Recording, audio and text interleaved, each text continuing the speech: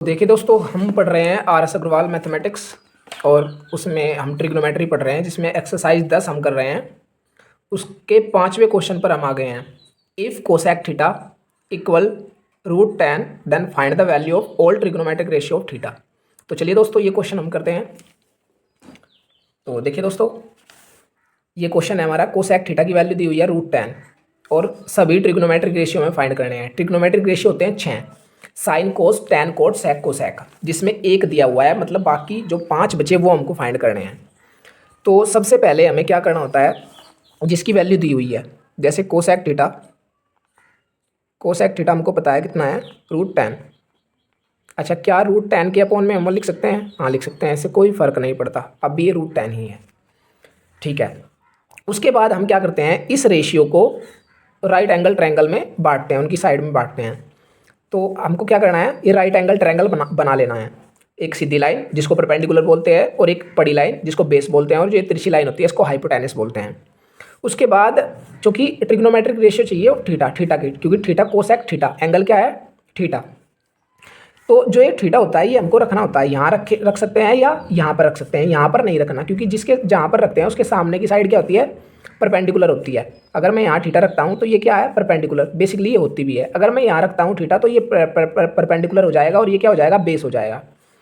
अच्छा, यहाँ जहाँ पर एक सीधी लाइन और एक पड़ी लाइन मिलती है, इसको यहाँ पर होता है 90 डिग्री का एंगल। ठीक है, इसको बोलते हैं राइट एंगल ट्रायंगल। अच्छा, उसके बाद क्या करते हैं, जो ये रेशियो है इसको हम बांटते हैं इसमें, राइट एंगल ट्रायंगल में। वो किसकी हेल्प से होता है, ये आपको याद रखना है। ये आप लिख भी सकते हैं यहाँ, या मन में याद रख सकते हैं। पंडित बद्री प्रसाद हर हर बोल, और सोना चांदी तोल। एस का मतलब साइन, सी का मतलब कोस, टी का मतलब टैन। अगर साइन की बात करें तो साइन क्या है, पी अपॉन एच, मतलब परपेंडिकुलर अपॉन हाइपोटेनस। अगर कोस की बात करें, कोस क्या है, बी अपॉन एच, मतलब बेस अपॉन हाइपोटेनस। अगर टैन की बात करें, टी मतलब टैन, तो परपेंडिकुलर अपॉन बेस, ये इनका मतलब होता है। उसके बाद क्या करते हैं, जिसकी वैल्यू हमें दी है, कोसेक की दी है, अब कोसेक चेक करते हैं। साइन, कोस, टैन। कोसेक तो यहाँ पे है ही नहीं। अगर आपने पिछली वीडियो देखी है तो मैं वहाँ पे आपको बताया कौन किसका उल्टा होता है। कोसेक का उल्टा होता है साइन। अगर साइन की वैल्यू है पी अपॉन एच, तो कोसेक की वैल्यू क्या हो जाएगी, एच अपॉन पी, मतलब ऊपर एच हो जाएगा और नीचे पी हो जाएगा। तो एच अपॉन पी, कोसेक की वैल्यू क्या है, एच अपॉन पी, मतलब जो ऊपर की वैल्यू है वो एच की है, हाइपोटेनस है, और पी की वैल्यू क्या है, 1। तो हाइपोटेनस कितना है, 10 √10, और p की वैल्यू कितनी है, 1। आई होप आप यहाँ तक समझ रहे हैं। उसके बाद हम क्या लगाते हैं, बाय पाइथागोरस थ्योरम, तीसरी साइड फाइंड करने के लिए। ठीक है, एच स्क्वायर बराबर B square plus P square. H की वैल्यू कितनी है, √10, एच का स्क्वायर है तो √10 का स्क्वायर इक्वल में बी का स्क्वायर, जो हमें नहीं पता है, प्लस पी की वैल्यू 1 है, पी का स्क्वायर है तो 1 का भी स्क्वायर। √10 का स्क्वायर होता है 10, इक्वल बी स्क्वायर प्लस 1 का स्क्वायर होता है 1। 1 इधर प्लस का इधर आकर का हो जाएगा माइनस का, 10 - 1 इक्वल टू बी स्क्वायर। ठीक है, अच्छा 10 - 1 कितना हो गया, 9, इक्वल में बी स्क्वायर। अच्छा, ये स्क्वायर इधर आकर रूट में कन्वर्ट हो जाता है, तो बी बराबर कितना हो जाएगा, √9। अच्छा, 9 किसका स्क्वायर होता है, 9 जिसका स्क्वायर होता है वही बाहर निकल के आता है, 3 का स्क्वायर होता है, तो बी की वैल्यू कितनी आ गई, 3। बेस की वैल्यू हमारी आ गई 3। उसके बाद यहाँ तक करने के बाद बड़ा आसान हो जाता है।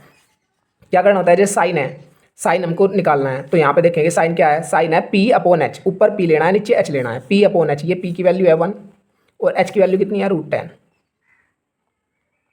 ठीक है, कोस देखना है साइन के बाद, कोस, कोस क्या है, बी अपॉन एच, ऊपर बी नीचे एच, बी कितना है 3 और एच कितना है, √10।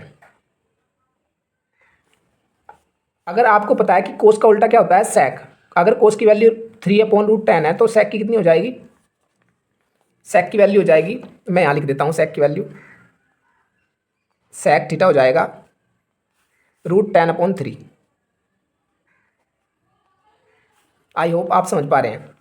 अब देखिए टेन, अगर टेन यहाँ देखेंगे, टेन क्या है, पी अपॉन बी, ऊपर पी लेना है नीचे बी लेना है, ऊपर पी की वैल्यू कितनी है 1 और नीचे लेना है B, tan P upon B है, तो ये हो गया।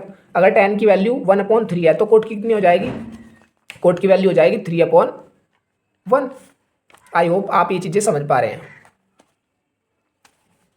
तो अब मिलते हैं नेक्स्ट वीडियो में। Thanks for watching.